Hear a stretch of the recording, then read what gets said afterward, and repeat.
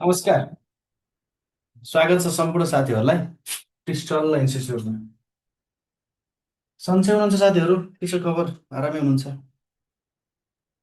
आज हामी समसामयिक विशेष छलफल गर्दैछौँ।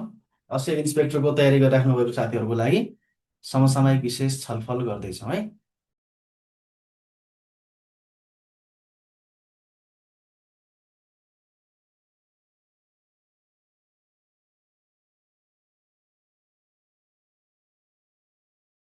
ओके, ल विषयवस्तुमै प्रवेश गर्छौँ हामी। समसामयिक विशेष जानकारी भन्ने छलफल गर्दैछौँ। राष्ट्रिय समसामयिकको बारेमा चाहिँ सबैभन्दा पहिले हामी राष्ट्रिय समसामयिकहरूको बारेमा हेर्दैछौँ। त राष्ट्रिय समसामयिकमा आजको पहिलो विषयवस्तु हेरौँ हामी सगरमाथा संवाद सम्बन्धी। पहिलो विषयवस्तु रहेको छ सगरमाथा संवाद। सगरमाथा संवाद सम्बन्धीको विषयवस्तु हेरौँ। सगरमाथा संवाद, यो सगरमाथा संवाद भनेको जलवायु परिवर्तनको लागि, जलवायु परिवर्तनले गर्दा भएको असरहरू, पर्वतमा भएको वा मानवतामा भएको असरहरूको बारेमा विश्व सामु सूचना फैलाउनको लागि काठमाडौँमा गरिएको संवाद थियो, जसलाई सगरमाथा संवाद भनेर भनिन्छ। यो 2025मा पहिलो संस्करणको सगरमाथा संवाद भएको थियो। कहिले भएको थियो भन्दाखेरि जेठ 2 देखि 4सम्म, 2082 जेठ 2 देखि 4सम्म सगरमाथा संवाद भएको। 2082 जेठ 2 देखि 4सम्म, जेठ 2 देखि 4सम्म काठमाडौँमा पहिलो संस्करणको सगरमाथा संवाद भएको थियो। यो भएको स्थान चाहिँ काठमाडौँ, काठमाडौँमा भएको थियो। पहिलो संस्करणको सगरमाथा संवाद हो। अब यसको यो सगरमाथा संवादको हामीले नारा पनि सम्झिनुपर्छ। 25 बुँदे घोषणापत्र चाहिँ यसले जारी गरेको थियो। कल फर एक्सन भनेर घोषणापत्रलाई भन्छौँ। र यसको नारा रहेको थियो जलवायु परिवर्तन, पर्वत र मानवताको भविष्य भन्ने। नारा चाहिँ जलवायु परिवर्तन, पर्वत र मानवताको भविष्य। जलवायु परिवर्तन, जलवायु परिवर्तन, पर्वत, जलवायु परिवर्तन, पर्वत र मानवताको भविष्य भन्ने नारा रहेको छ। मानवताको भविष्य, जलवायु परिवर्तन, पर्वत र मानवताको भविष्य चाहिँ नारा रहेको थियो। 25 बुँदे घोषणापत्र जारी गरेको, जसलाई सगरमाथा कल फर एक्सन भनेर भन्छ। यो सगरमाथा संवादले चाहिँ 25 बुँदे घोषणापत्र, 25 बुँदे घोषणापत्र जारी गरेको थियो। 25 बुँदे घोषणापत्र जारी भएको थियो र त्यो 25 बुँदे घोषणापत्रलाई सगरमाथा कल फर एक्सन, त्यो घोषणापत्रको नाम Sagarmatha call for action, Sagarmatha call for action भन्ने थियो। यो पहिलो संस्करणको हो। आगामी संस्करण 2027मा अर्को संस्करणको हुने भनिएको छ। आगामी संस्करण पनि, दोस्रो संस्करण पनि नेपालमा नै आयोजना गर्ने भनिएको छ। उद्घाटन चाहिँ केपी शर्मा ओलीले उद्घाटन गर्नुभएको थियो। 175वटा देशका पाहुना आउनुभएको थियो, जसमध्ये 12वटा देशबाट चाहिँ उच्च तहको प्रतिनिधिमण्डल, 175 देशबाट पाहुना, जसमध्ये 12वटा देशबाट चाहिँ उच्च स्तरको प्रतिनिधिहरूको सहभागी भएको थियो भन्ने। ल ओके, सगरमाथा संवादको बारेमा चाहिँ त्यति कुरा थाहा पाउनु पर्यो है। ल त्यस्तै अर्को विषयवस्तु छ नेपालमा पेट्रोल खानी भेटिएको सम्बन्धमा। अर्को विषयवस्तु हेर्दैछौँ हामी नेपालमा पेट्रोल खानी भेटिएको सम्बन्धमा। नेपालमा पेट्रोल खानी, नेपालमा पेट्रोल खानी भेटिएको सम्बन्धमा, भेटिएको सम्बन्धमा पेट्रोल खानी भेटिएको, कहाँ भेटिएको? दैलेखको जलजले भन्ने क्षेत्रमा चाहिँ पेट्रोल खानी भेटिएको है। दैलेखको दुल्लु क्षेत्रमा पर्छ यो, दैलेखको दुल्लुमा 2082 असार 4 गते चाहिँ पेट्रोल खानी भेटिएको थियो। त्यो भेटिएको ठाउँ थाहा पाउनु पर्यो। दैलेख, दैलेखको दुल्लुमा, दैलेखको दुल्लुमा भेटिएको थियो। त्यो भेटिएको पेट्रोलले चाहिँ नेपाललाई 50 वर्षसम्म, 50 वर्षसम्म नेपाललाई त्यो पेट्रोल पुग्ने भन्ने चाहिँ अनुमान गरिएको छ। उत्खनन गऱ्यो भने भेटिएको चाहिँ असार 4 गते 2082 असार 4 गते, 82 असार 4 गते भेटिएको थियो। नेपाललाई चाहिँ 50 वर्षसम्म, यो उत्खनन भयो भने 50 वर्षसम्म नेपाललाई पेट्रोल पुग्ने भनेर चाहिँ आकलन गरिएको थियो। नेपाललाई नेपाललाई आगामी आगामी 50 वर्षसम्म पुग्ने, आगामी 50 वर्षसम्म पुग्ने उत्खनन गरेको खण्डमा नेपाललाई आगामी पेट्रोल चाहिँ 50 वर्षसम्म पुग्ने भन्ने चाहिँ अनुमान गरिएको थियो। ल त्यस्तै मुलुककै पहिलो फ्लाइओभर उद्घाटन सम्बन्धीमा असार 6 गते मुलुककै पहिलो फ्लाइओभर उद्घाटन भएको थियो। देशकै पहिलो फ्लाइओभर उद्घाटन, मुलुकको मुलुकको पहिलो मुलुककै सबैभन्दा पहिलो फ्लाइओभर, मुलुककै सबैभन्दा पहिलो फ्लाइओभर चाहिँ उद्घाटन सम्बन्धीमा उद्घाटन सम्बन्धीमा यो ग्वार्कोमा रहेको फ्लाइओभर हो। उद्घाटन गरिएको चाहिँ असार 6 गते 2082 असार 6 गते उद्घाटन भएको थियो ग्वार्को फ्लाइओभर। यो उद्घाटन चाहिँ असार 6 गते 2082 साल असार 6 गते उद्घाटन भएको थियो। यो फ्लाइओभर चाहिँ ललितपुरको ग्वार्कोमा, ललितपुरको ग्वार्को ललितपुरको ग्वार्कोमा रहेको 2082 असार 6 गते चाहिँ उद्घाटन गरिएको थियो, जुन मुलुककै पहिलो फ्लाइओभर मुलुककै पहिलो फ्लाइओभर रहेको भन्ने कुरो सम्झिनु होला। ल त्यस्तै सिमीकोटमा चाहिँ सिमीकोट राष्ट्रिय सडक सञ्जालमा जोडिएको सम्बन्धमा हेर्छौँ। अर्को विषयवस्तु रहेको छ सिमीकोट राष्ट्रिय सडक सञ्जालमा जोडिएको विषयमा। सिमीकोट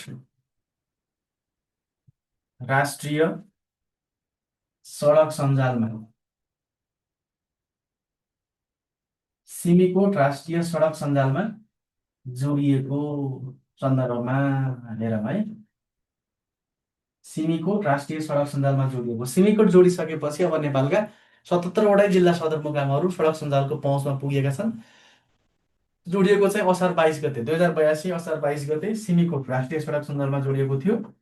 2082 साल असार 22 गते 2082 साल असार 22 गते सिमीकोट राष्ट्रिय सडक सञ्जालमा जोडिएको र अब सिमीकोट जोडिसकेपछि नेपालका 77वटै जिल्ला सदरमुकाम सडक सञ्जालमा जोडिएका छन्।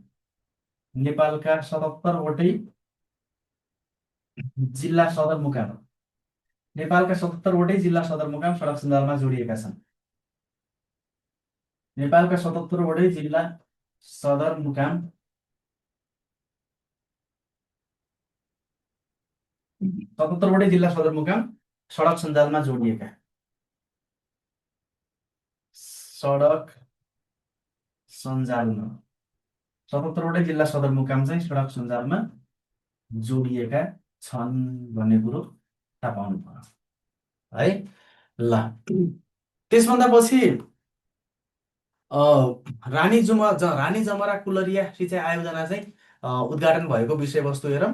यो रानी जमरा कुलरिया सिँचाइ आयोजना, रानी जमरा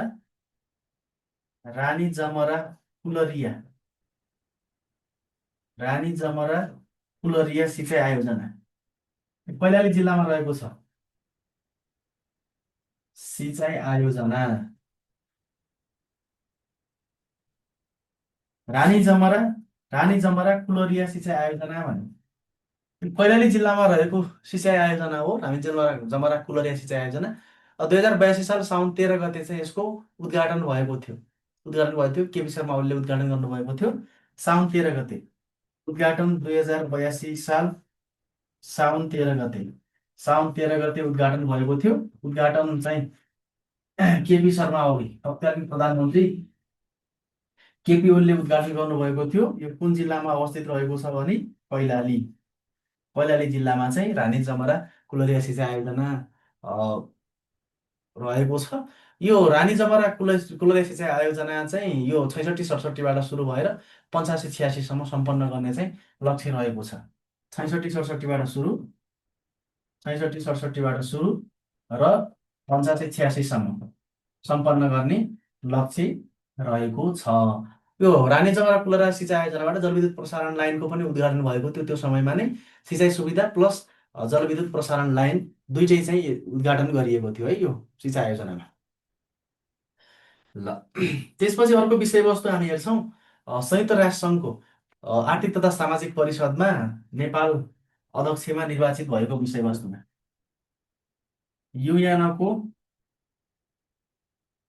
युएनओको आर्थिक तथा सामाजिक परिषदमा युएनओको आर्थिक तथा युएनओको आर्थिक तथा सामाजिक परिषद परिषदको अध्यक्षमा नेपाल युएनओको आर्थिक तथा सामाजिक परिषदको अध्यक्ष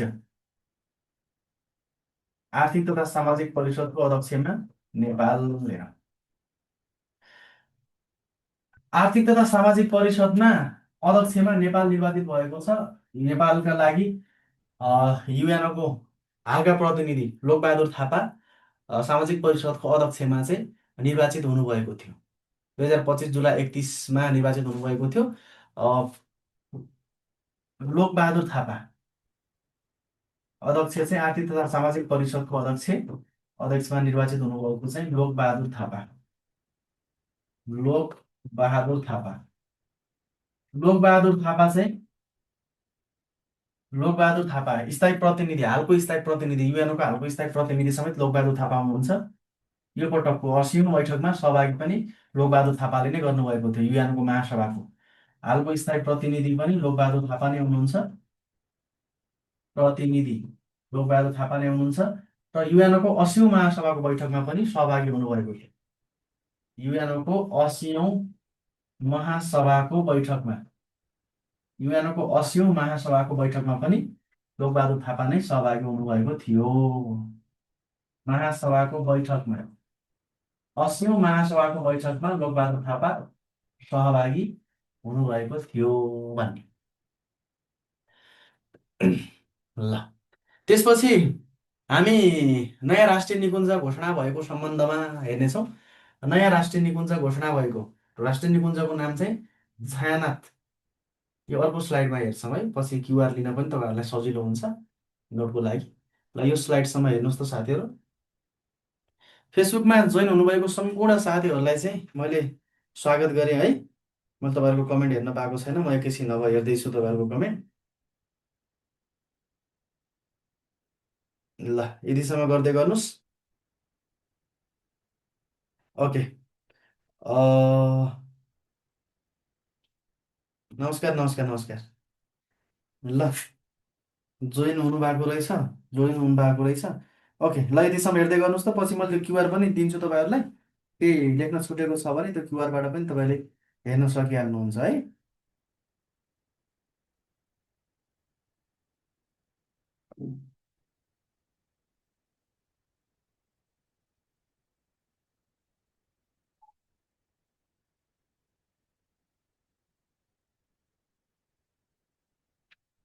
महासभाको बैठक अमेरिकामा भएको थियो है, न्युयोर्कमा भएको थियो 80औं महासभाको बैठक। त्यो बैठकमा पनि लोकबहादुर थापा नै सहभागी हुनुभएको थियो भन्ने।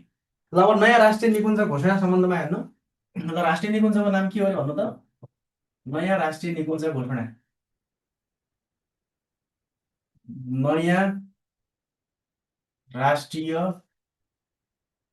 निकुञ्ज नयाँ राष्ट्रिय निकुञ्ज घोषणा सम्बन्धमा हेरौँ। नयाँ राष्ट्रिय निकुञ्ज घोषणा, राष्ट्रिय निकुञ्जको नाम के हो भन्नु त साथीहरू? नयाँ राष्ट्रिय निकुञ्ज घोषणा भएको छ। राष्ट्रिय निकुञ्जको नाम चाहिँ के हो? छायानाथ राष्ट्रिय निकुञ्ज। घोषणा भएको छायानाथ राष्ट्रिय निकुञ्ज भन्ने। घोषणा भएको चाहिँ नाम छायानाथ राष्ट्रिय निकुञ्ज। छायानाथ राष्ट्रिय निकुञ्ज। छायानाथ राष्ट्रिय निकुञ्ज घोषणा गरिएको थियो। घोषणा भएको र राजपत्रमा प्रकाशित भएको दुईटै देश सम्झिनु पर्यो हामीले। घोषणा भएको चाहिँ भदौ 13मा घोषणा भएको थियो, तर राजपत्रमा प्रकाशित चाहिँ असोज 23 गते। घोषणा भएको चाहिँ भदौ 13मा हो, 2082 भदौ 13मा घोषणा भएको। 2082 भदौ 13मा घोषणा भएको थियो, तर राजपत्रमा प्रकाशित चाहिँ असोज 23मा। भदौ 13मा घोषणा भएर राजपत्रमा प्रकाशित भएको चाहिँ राजपत्रमा प्रकाशित भएको 2082 असोज 23मा। असोज 23मा नयाँ राष्ट्रिय निकुञ्ज राजपत्रमा प्रकाशित भएको थियो। अब राष्ट्रिय निकुञ्ज मुगु जिल्लामा छ। क्षेत्रफल चाहिँ 843 वर्ग किलोमिटर चाहिँ यसको क्षेत्रफल हो। अवस्थित जिल्ला अवस्थित जिल्ला चाहिँ मुगुमा रहेको छ। क्षेत्रफल 843 वर्ग किलोमिटर। क्षेत्रफल क्षेत्रफल चाहिँ 843 वर्ग किलोमिटर। सेफोक्सुन्डो राष्ट्रिय निकुञ्जबाट नै छुटिएर 3555 क्षेत्रफल चाहिँ किलोमिटर स्क्वायर सेफोक्सुन्डोको थियो। अब 1227 भयो सेफोक्सुन्डोको, त्यसबाट चाहिँ 843 वर्ग किलोमिटर चाहिँ छायानाथ राष्ट्रिय निकुञ्जले काटेको। अब यो सँगै नेपालमा राष्ट्रिय निकुञ्जहरूको सङ्ख्या भनेपछि कतिवटा भयो? अब 13वटा भयो। अब नेपालमा राष्ट्रिय निकुञ्ज, यो सँगै अब नेपालमा राष्ट्रिय निकुञ्जहरूको सङ्ख्या 13वटा 13वटा राष्ट्रिय निकुञ्जहरू भएका भनेर भन्ने है। ल अब यसभन्दा पछि अर्को विषयवस्तु हेर्छौँ हामी, जेन्जी आन्दोलन र घटनाक्रमको विषयवस्तु हेर्छौँ। जेन्जी आन्दोलन र घटनाक्रम, यो पनि महत्त्वपूर्ण विषयवस्तु है। जेन्जी आन्दोलन जेन्जी आन्दोलन र घटनाक्रम। जेन्जी आन्दोलन र घटनाक्रम सम्बन्धी जेन्जी आन्दोलन भएको चाहिँ भाद्र 23 गते, आन्दोलनको सुरुवात भएको चाहिँ भाद्र 23 गते। यो सुरुवात, जेन्जी आन्दोलनको सुरुवात भएको भाद्र 23 गते 2082 साल भाद्र 23 गते आन्दोलनको सुरुवात भयो र 23 गते नै गृहमन्त्री रमेश लेखकको राजीनामा आएको पनि 23 गते नै। सामाजिक सञ्जालमाथि प्रतिबन्ध फुकुवा भएको 23 गते। सामाजिक सञ्जालमाथि प्रतिबन्ध लागेको चाहिँ 19 गते थियो, फुकुवा चाहिँ 23 गते भयो। 23 गते आन्दोलन सुरु भयो, गृहमन्त्री रमेश लेखकको राजीनामा र सामाजिक सञ्जालमाथिको फुकुवा पनि 23 गते। तत्कालीन गृहमन्त्री रमेश लेखकको तत्कालीन गृहमन्त्री रमेश लेखकको राजीनामा तत्कालीन गृहमन्त्री रमेश लेखकको राजीनामा र सामाजिक सञ्जालमाथिको प्रतिबन्ध फुकुवा 23 गते नै। र सामाजिक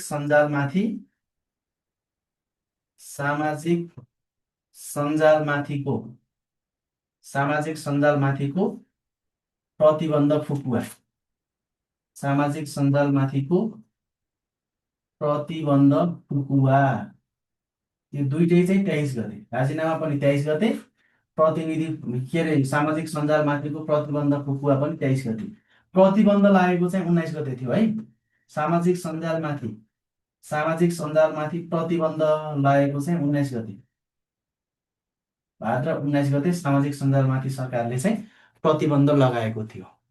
त्यसपछि प्रधानमन्त्री केपी शर्मा ओलीको राजीनामा 24 गते, अनि सिंहदरबार, प्रतिनिधि सभा, सर्वोच्च अदालत, प्रधानमन्त्री निवास लगायतका सबै भवनमा चाहिँ आगजनी 24 गते। सिंहदरबारमा आगजनी, सिंहदरबार,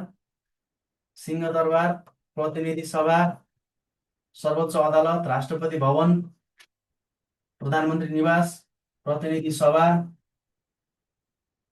सर्वोच्च अदालत, सिंहदरबार, प्रतिनिधि सभा, सर्वोच्च अदालत, प्रधानमन्त्री निवासमा आगजनी।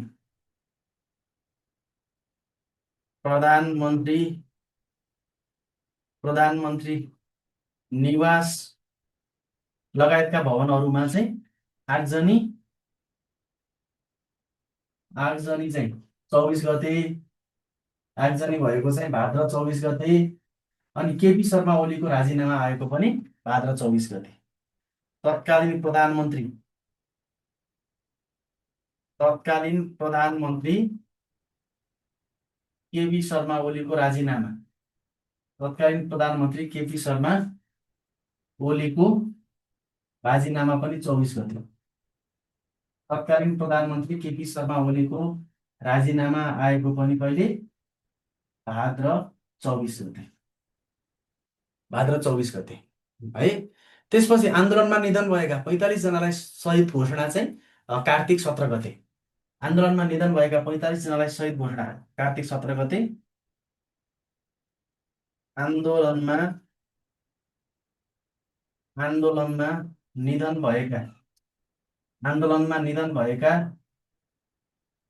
45 जनालाई आन्दोलनमा निधन भएका 45 जनालाई शहीद घोषणा कार्तिक 17 गते। 45 जनालाई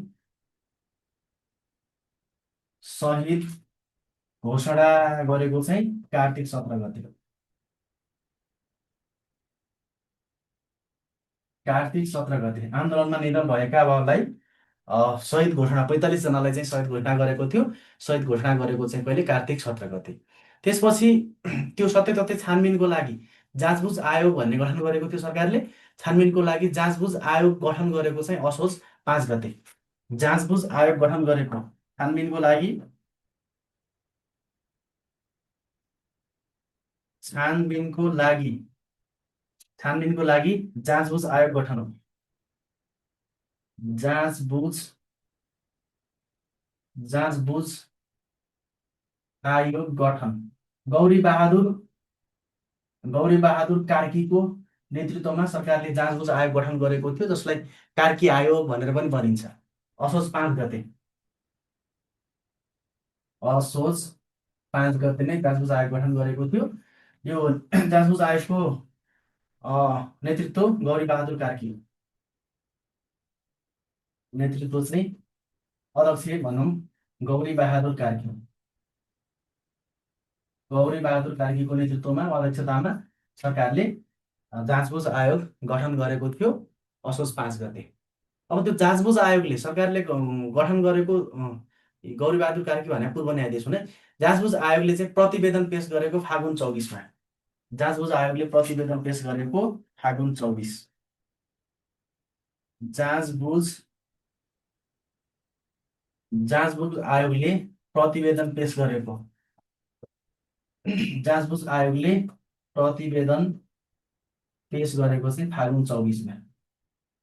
प्रतिवेदन पेश गरेको फागुन 24मा। फागुन 24मा।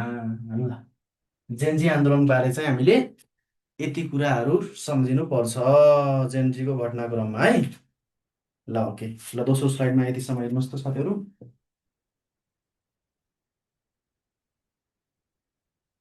प्रधानमन्त्रीको कुरा म पछिको अहिले गर्छु। प्रधानमन्त्री हुनुभएको कुरा म अलग्गै गर्छु है। यो आन्दोलनको घटनाक्रम मात्रै भयो।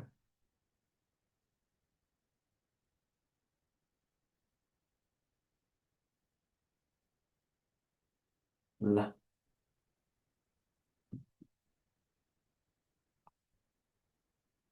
लोकबहादुर थापा 25 जुलाई 31मा है। 25 जुलाई 31मा लोकबहादुरको डेट भन्नुभएको रहेछ, छुट्यायो। 25 जुलाई 31मा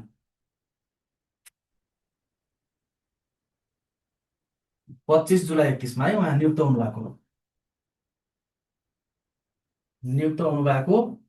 2025 जुलाई 31मा 2025 जुलाई 31मा है नियुक्त हुनुभएको। ओके, सुशीला कार्की प्रधानमन्त्री 27 गते। सुशीला कार्कीको कुरा हामी अहिले एकछिन गर्छौँ, प्रधानमन्त्रीको कुरा एकछिन गर्छौँ है। यो आन्दोलनको घटनाक्रम मात्रै हो, आन्दोलन घटनाक्रम हो, त्यो आन्दोलन पछिको कुरा अहिले एकछिन गर्छौँ। ल, यतिसम्म भयो त साथीहरू।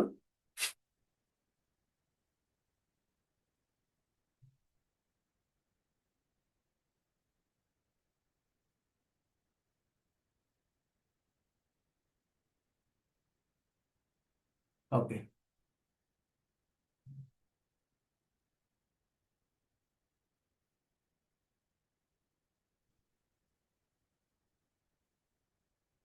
ल हुन्छ, ल ओके। ल यसपछि हेरौँ है। यो जेनजी आन्दोलन घटनाक्रम भइसकेपछि अब प्रधानमन्त्री सुशीला कार्की प्रधानमन्त्रीमा नियुक्त हुनुभएको थियो 46औँ प्रधानमन्त्रीमा भाद्र 27 गते। सुशीला कार्की 46औँ प्रधानमन्त्रीमा नियुक्त।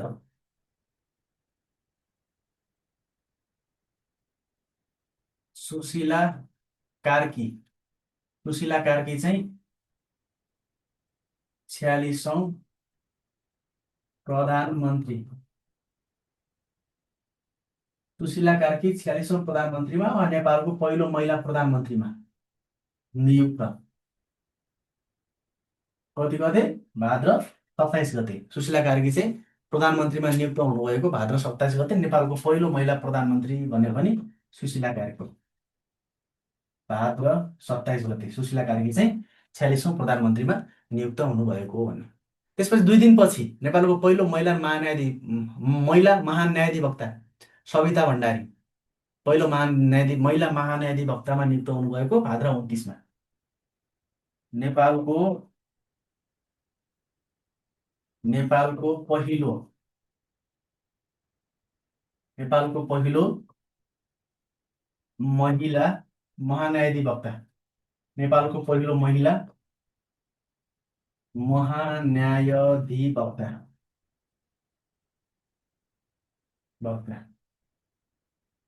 सविता भण्डारी नेपालको पहिलो महान्यायाधिवक्तामा नियुक्त हुनुभएको कहिले? भाद्र 29 गते 2082 भाद्र 29 गते पहिलो महिला महान्यायाधिवक्तामा चाहिँ नियुक्त हुनुभएको थियो। उहाँ 30औं महान्यायाधिवक्ता हो है। उहाँ चाहिँ 30औं महान्यायाधिवक्ता। नेपालको पहिलो महान्यायाधिवक्ता भन्यो भने चाहिँ कालीप्रसाद उपाध्याय।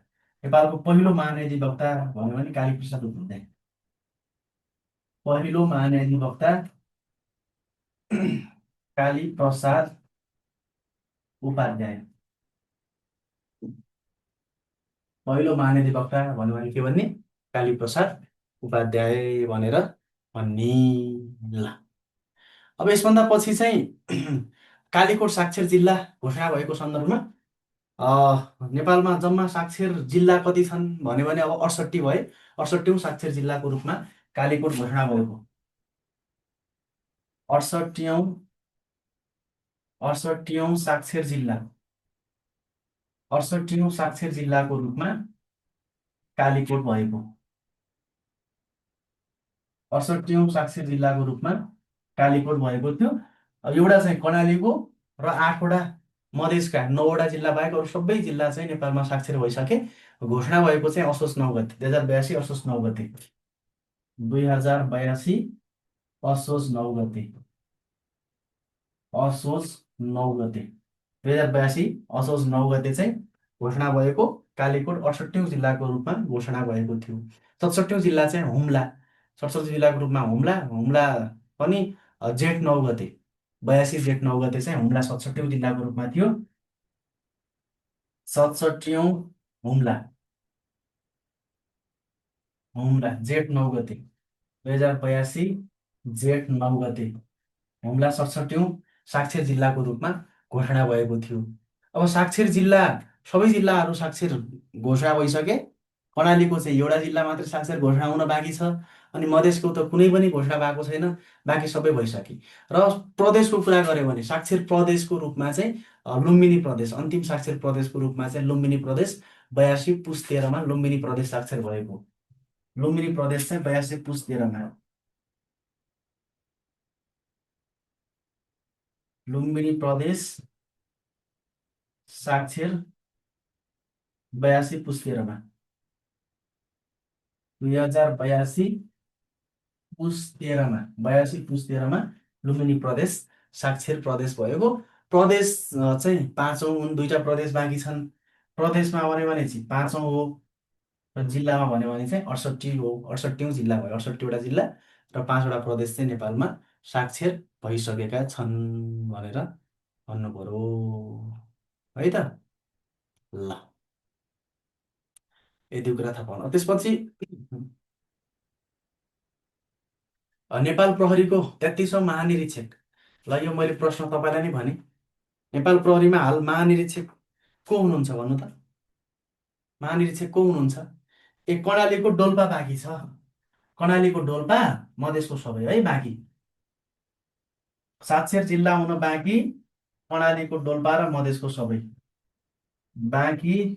कर्णाली प्रदेशको डोल्पा साक्षर जिल्ला घोषणा हुन बाँकी छ। कर्णालीको डोल्पा र मधेसका 8वटै, कर्णालीको डोल्पा र मधेसका सबै शासित प्रदेश घोषणा हुन बाँकी छ। ल प्रहरीको कुरो मैले तपाईँलाई नै सोधेँ है, ल भन्नु त। ल ल साथीहरू भन्नु त, नेपाल प्रहरीको हाल महानिरीक्षक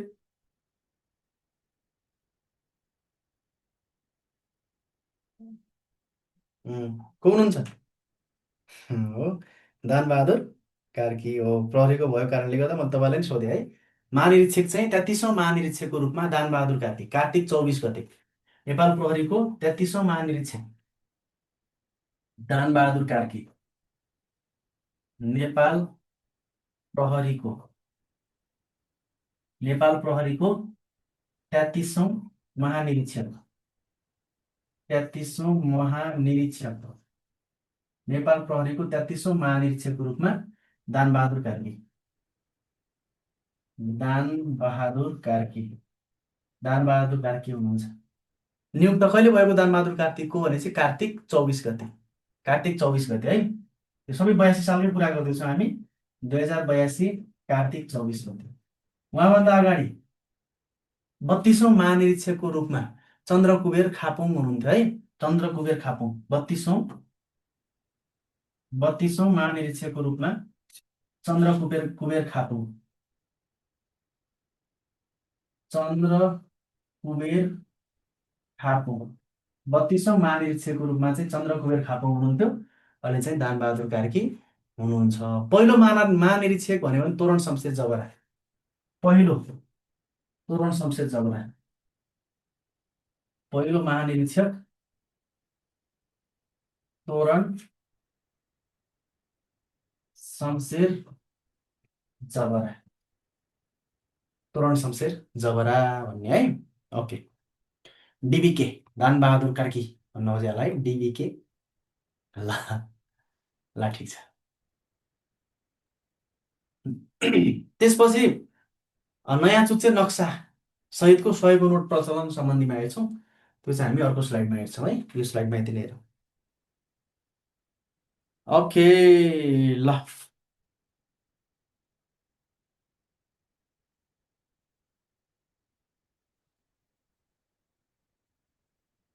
ओ गोर्खापत्र 49 मा भोट्यो। अहिले आउँछ कुरो, त्यसैले गोर्खापत्र कुरा आउँछ है, नाचिदिनुहोस् न।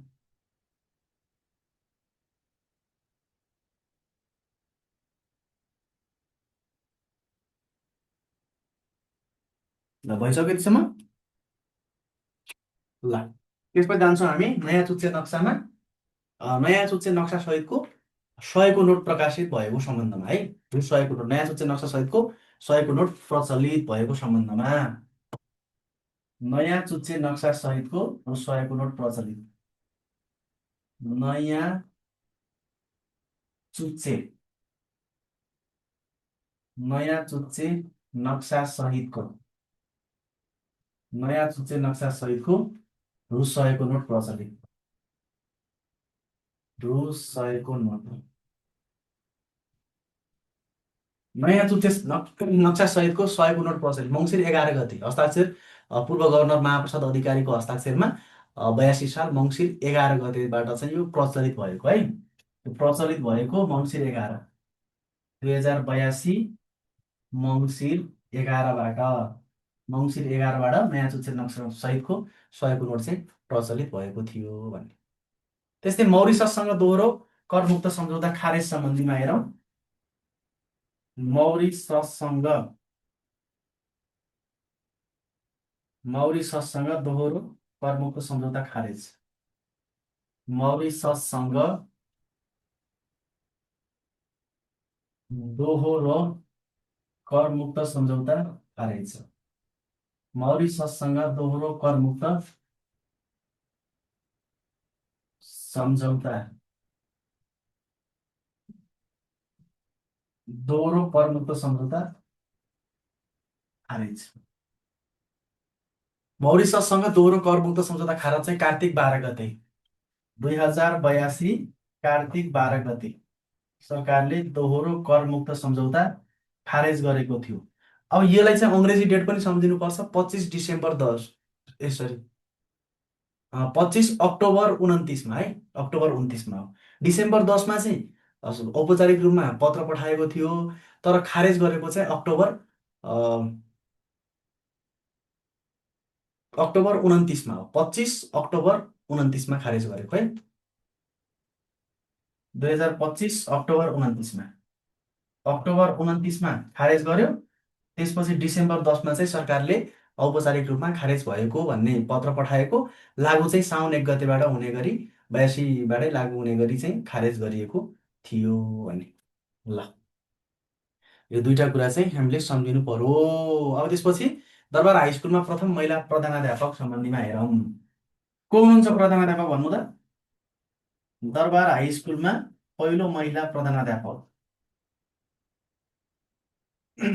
दरबार हाई स्कुलमा दरबार हाई स्कुलमा प्रथम महिला प्र प्रथम महिला शारदा कुमारी पौडेल। दरबार हाई स्कुलको पहिलो महिला प्रधानाध्यापक भन्यो भने शारदा कुमारी पौडेल मङ्सिर 4 गते चाहिँ नियुक्त हुनुभएको थियो। शारदा शारदा कुमारी पौडेल शारदा कुमारी पौडेल नियुक्त चाहिँ मङ्सिर 4मा।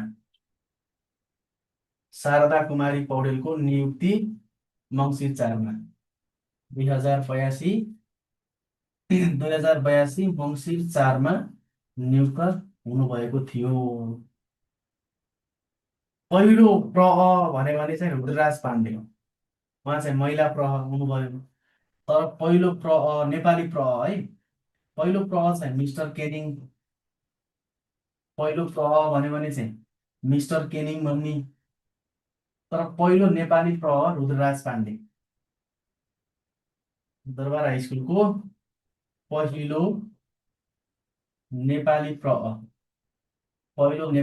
चाहिँ रुद्रराज पाण्डे।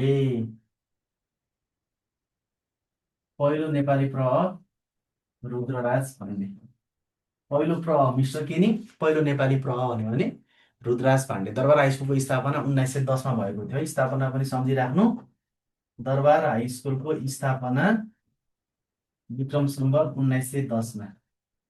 विक्रम सम्वत 1910मा दरबार हाई स्कुलको स्थापना भएको थियो भन्ने। ल, त्यसपछि हात्ती सौन्दर्य प्रतियोगिता सम्बन्धी हामी हेर्छौँ।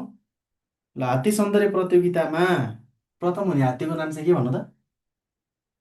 हात्ती सौन्दर्य प्रतियोगितामा है, हात्ती सौन्दर्य प्रतियोगितामा 2082मा भएको है, प्रथम हुने हात्तीको नाम चाहिँ के?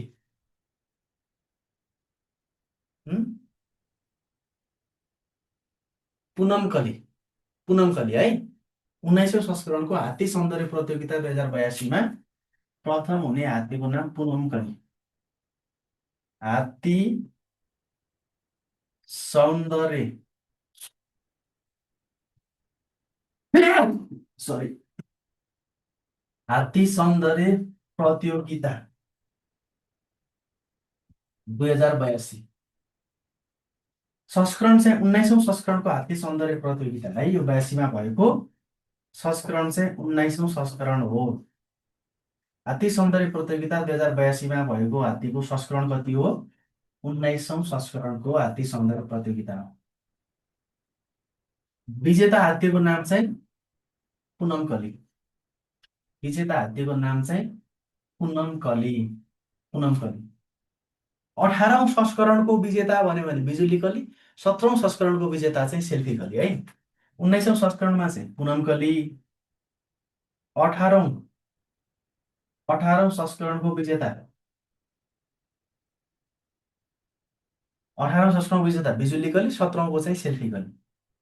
18औं संस्करणको विजेता बिजुली कली, 17औं संस्करणको विजेता चाहिँ सेल्फी कली। 17औं संस्करणको विजेता 18औंको बिजुली कली, 17औं संस्करणको विजेता चाहिँ सेल्फी कली।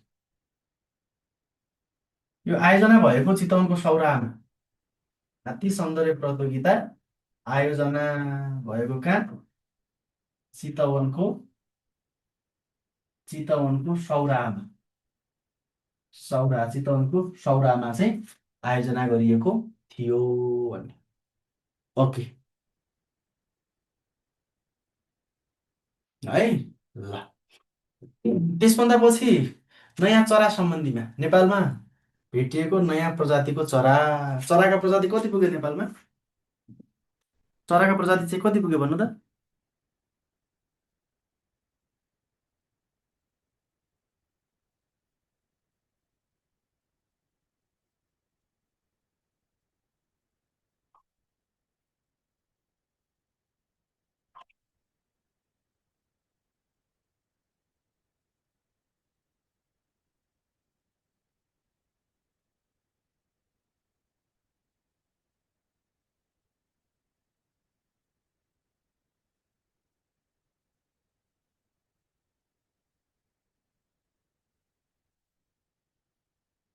चरा कति पुग्यो साथीहरू? ल ओके, चराहरूको सङ्ख्या 903वटा पुगिसक्यो। 903औं चरा चाहिँ रातो कण्ठे डुबुल्की चरा भन्ने है। ल नेपालमा चराका प्रजाति, नेपालमा चराका प्रजाति, चराका प्रजाति कति पुगे चरा? 903वटा। चराका प्रजाति 903वटा, 903वटा पुग्यो। अन्तिम रातो कण्ठे डुबुल्की चरा, अन्तिम चरा चाहिँ रातो कण्ठे, रातो कण्ठे डुबुल्की चरा भन्ने सुर्खेतको बुलबुले ताल परिसरमा भेटिएको, भेटिएको कहाँ थियो त?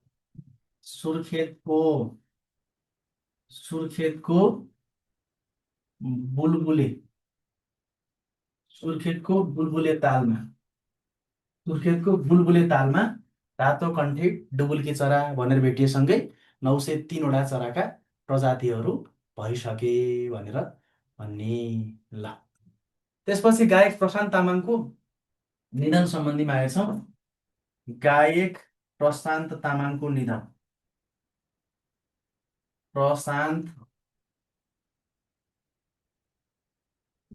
गायक प्रशान्त तामाङको निधन हेरौँ है। गायक प्रशान्त तामाङको निधन, प्रशान्त तामाङको निधन भएको चाहिँ पुस 27 गते, 2026 जनवरी 11मा निधन भएको थियो। 2082 पुस 27, 2026 जनवरी 11, 2026 जनवरी 11मा प्रशान्त तामाङको निधन भएको थियो। इन्डियन आइडल सिजन 3का विजेता हुन् Prashant Tamang, Indian idol season 3का विजेता, Indian idol, Indian idol season 3, season 3का विजेता, इन्डियन आइडल सिजन 3का विजेता प्रशान्त तामाङ 82 पुस 27 गते निधन भएको भनेर भनी। ल त्यसपछि नेपालको दोस्रो सेटेलाइट प्रक्षेपण सम्बन्धीमा आएछौँ। दोस्रो सेटेलाइटको नाम चाहिँ के हो? मुनाल। नेपालको दोस्रो सेटेलाइट प्रक्षेपण, नेपालको, नेपालको दोस्रो सेटेलाइट प्रक्षेपण, नेपालको दोस्रो सेटेलाइट प्रक्षेपण सम्बन्धीमा, प्रक्षेपण, यो सेटेलाइटको नाम चाहिँ मुनाल, सेटेलाइटको नाम चाहिँ मुनाल। सतीश धवन भन्ने ठाउँबाट भारतको मुनाल हरिहरकोटामा रहेको सतीश धवन क्षेत्रबाट चाहिँ प्रक्षेपण गरिएको थियो पुस 28 गते। यो प्रक्षेपण भएको चाहिँ 2082 पुस 28मा, पुस 28मा प्रक्षेपण भएको भारतबाट, भारतबाट प्रक्षेपण भएको। पहिलो सेटेलाइट चाहिँ अमेरिकाको भर्जिनियाबाट प्रक्षेपण भएको थियो 76 सालमा। पहिलो सेटेलाइट प्रक्षेपण भएको नेपाल स्याट 1 भन्ने, पहिलो चाहिँ नेपाल स्याट 1 भन्ने 76 वैशाख 5 गते नेपालको पहिलो सेटेलाइट नेपाल स्याट 1, 2076 वैशाख 5 गते, 2076 साल वैशाख 5 गते अमेरिकाको भर्जिनियाबाट प्रक्षेपण गरिएको थियो। अमेरिकाको भर्जिनियाबाट पहिलो सेटेलाइट प्रक्षेपण गरिएको थियो। दोस्रो सेटेलाइटको नाम चाहिँ मुनाल, 82 पुस 28 गते प्रक्षेपण गरिएको। कहाँबाट छ? भारतबाट प्रक्षेपण गरिएको, श्रीहरिकोटाबाट। सतीश सतीश धवन अन्तरिक्ष केन्द्र श्रीहरिकोटा, भारतको पनि श्रीहरिकोटा भन्ने ठाउँबाट प्रक्षेपण गरिएको थियो भनेर भनी है। ल, जनवरी 12मा प्रक्षेपण गरिएको थियो। ल, त्यसपछि सातै महादेशका अग्ला आरोहण गर्ने, डबल एबोभ नी भनेको घुँडाभन्दा माथि दुवै खुट्टा नभएको हो। सातै महादेशका अग्ला शिखर आरोहण गर्ने, सातैवटा महादेशका अग्ला शिखर आरोहण गर्ने डबल एबोभ नी भन्छ है। यो डबल एबोभ नी भनेको घुँडाभन्दा माथि दुईटै खुट्टा नभएको अवस्थालाई चाहिँ डबल एबोभ नी भन्छ है। त्यस्तो व्यक्ति चाहिँ हरि बुढा मगर जेठ 5 गते चाहिँ उहाँले सगरमाथा पनि आरोहण गर्नुभएको थियो र सगरमाथा मात्रै होइन, सातैवटा महादेशका अग्ला शिखरहरू आरोहण गरिसक्नुभयो है। पुस 22 गते सबै भ्रमण गरिसक्नु भएको त 2082 पुस 22मा घुँडा माथिबाट दुईटै खुट्टा नभएको अवस्थामा, दुवै खुट्टा घुँडा माथिबाट काटिएको अवस्थामा चाहिँ सातै महादेशको अग्लो शिखर भ्रमण के आरोहण गरिसक्नुभयो। अन्तिम चाहिँ अन्टार्क्टिकामा चाहिँ आरोहण गर्नुभएको थियो है अन्तिममा। ल, अब यसपछि अभिनेता सुनिल थापाको निधन सम्बन्धीमा हेरौँ। रातो काइँले अभिनेता सुनिल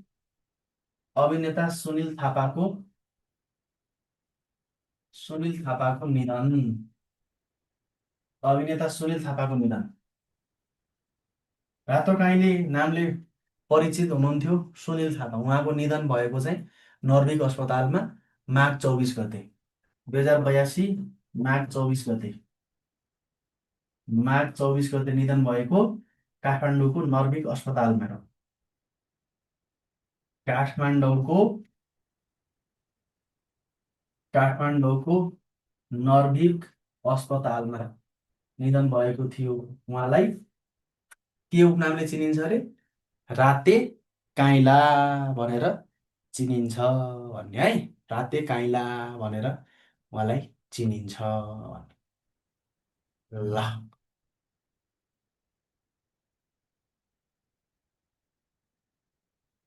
भयो। ल, अब त्यसपछि प्रतिनिधि सभा निर्वाचन सम्बन्धीमा हेर्छौँ हामी। 2082 प्रतिनिधि सभा निर्वाचन 2082। प्रतिनिधि सभा निर्वाचन 2082 सन्दर्भमा हेर। प्रतिनिधि सभा निर्वाचन 2082 यो निर्वाचन भएको कहिले हो भन्दाखेरि फागुन 21 गते। घोषणा भएको चाहिँ भदौ 27मा।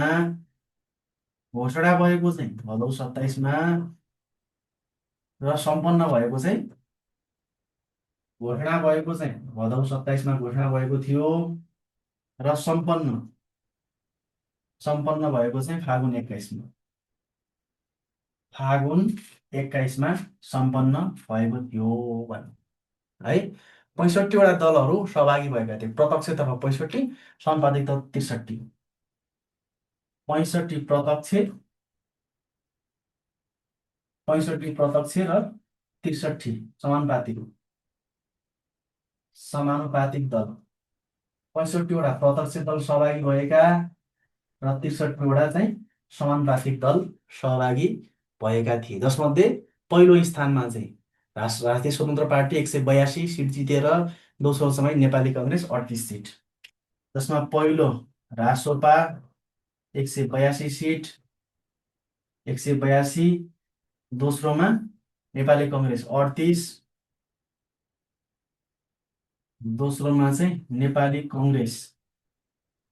कङ्ग्रेसले जम्मा 38वटा सिट मात्रै जितेको। तेस्रो नम्बरमा चाहिँ एमाले 25वटा र कम्युनिस्ट पार्टीले 17वटा। तेस्रोमा चाहिँ एमाले 25 सिट। चौथोमा नेपाल कम्युनिस्ट पार्टी नेकपाले 17वटा सिट हात पारेको थियो भन्ने। पाँचौँमा चाहिँ श्रम संस्कृति पार्टी 7वटा सिट थिए, राप्रपाका चाहिँ 5वटा र एउटा स्वतन्त्र उम्मेद्वार। श्रम संस्कृति पार्टीको 7वटा, राप्रपाका 5वटा र स्वतन्त्र एकजना मात्रै स्वतन्त्र थिए। स्वतन्त्रको नाम के हो? पुन महावीर पुनले मात्रै स्वतन्त्रमा जितेका। ल 165वटा प्रत्यक्ष सिट, 110वटा समानुपातिक गरेर जम्मा 275वटा हुन्छन् है। 165वटा चाहिँ प्रत्यक्ष 110वटा चाहिँ समानुपातिक हुन्छन्। 110वटा समानुपातिक, 165वटा प्रत्यक्ष, 110वटा समानुपातिक गरेर जम्मा 275वटा सिट। 275वटा सिटको लागि चाहिँ चुनाव भएको थियो। चुनावमा चाहिँ यो चुनाव सम्बन्धीको के अन्य विवरण हेर्नु पर्यो। पहिलो विजय घोषणा भएको चाहिँ रन्जु दर्शना। चुनावमा चाहिँ पहिलो विजेता चाहिँ रन्जु दर्शना। दर्शन गर्ने त सबैभन्दा पहिले हो, त्यही भएर रन्जु दर्शना चाहिँ पहिलो विजेता भनेर भन्ने। अब स्वतन्त्र त महावीर पुन भनिहाल्यो। अब सबभन्दा बढी मत ल्याउने चाहिँ बालेन्द्र शाह, यो थाहा छँदैछ है। सबभन्दा कम मत चाहिँ टेकबहादुर गुरुङ। सबभन्दा कम मत चाहिँ टेकबहादुर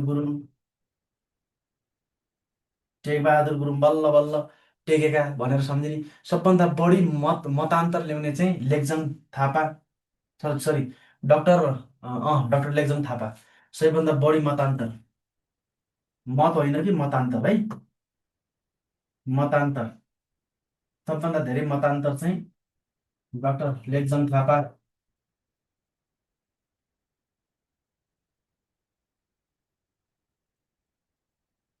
सबभन्दा कम मतान्तर ल्याउने चाहिँ सबभन्दा कम नै विश्वराज पोखरेल भन्ने 5वटा मात्रै मतान्तरले विजय भयो है। विश्वराज पोखरेल कम मतान्तर चाहिँ विश्वराज पोखरेल।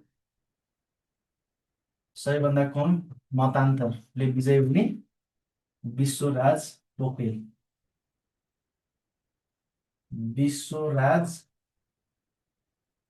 सबैभन्दा कम मतान्तरले विजय हुने चाहिँ विश्वराज पोखरेल। ओके ल,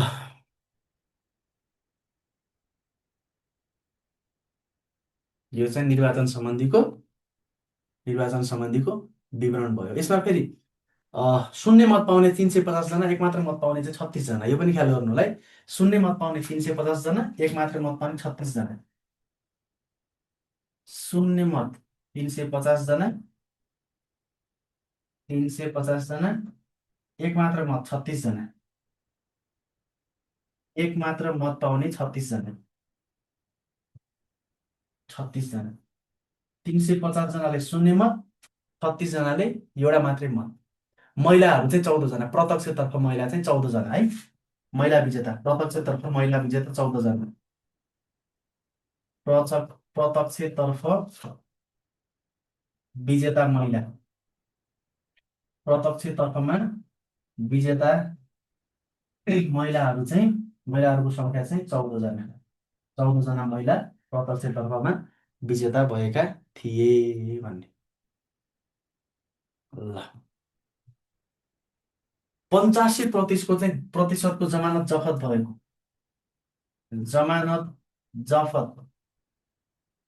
जफत भएको चाहिँ कति? 85%। 85%को चाहिँ जमानत जफत भएको थियो। ल यो चाहिँ निर्वाचन सम्बन्धी हेर्ने। अनि त्यसभन्दा पछि बालेन्द्र शाह चैत्र 13 गते बालेन्द्र शाह चाहिँ प्रधानमन्त्रीमा नियुक्त भएका। यो निर्वाचन भइसकेपछि चैत्र 13 गते बालेन्द्र शाह प्रधानमन्त्रीमा नियुक्त। बालेन्द्र शाह प्रमुखमा नियुक्त चाहिँ चैत्र 13 गते। नियुक्त चाहिँ चैत्र 13 गते चाहिँ बालेन्द्र शाह प्रधानमन्त्रीमा नियुक्त हुनुभएको थियो। नेपालको संविधान लागू भइसकेपछि पहिलो पटक धारा 76(1) अनुसार है, पहिलो पटक धारा 76(1) अनुसार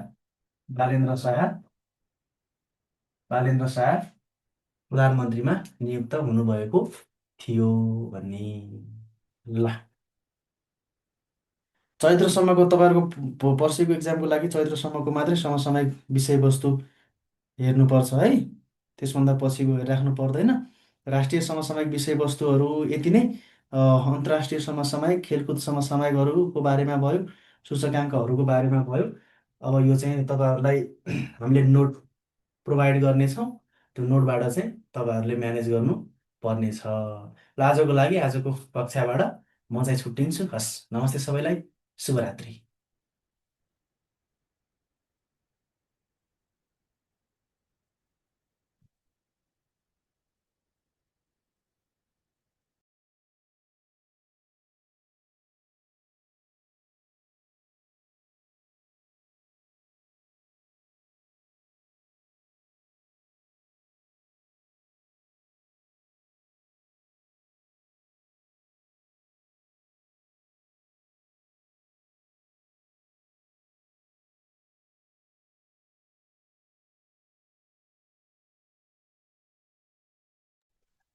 हेलो, नमस्कार सबैजनामा।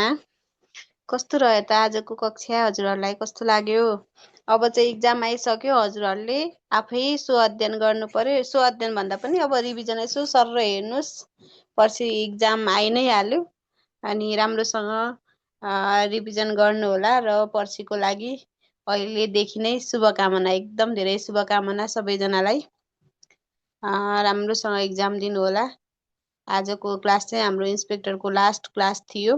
हजुरहरूले चाहिँ अब राम्रोसँग इक्जाम दिनु होला, एकदमै कन्फिडेन्टका साथ, नआत्तिएर। अब त्यत्रो प्र्याक्टिस गर्नु भएको छ, नआत्तिकन राम्रोसँग इक्जाम दिनु होला है त। हस्, धन्यवाद, शुभरात्रि।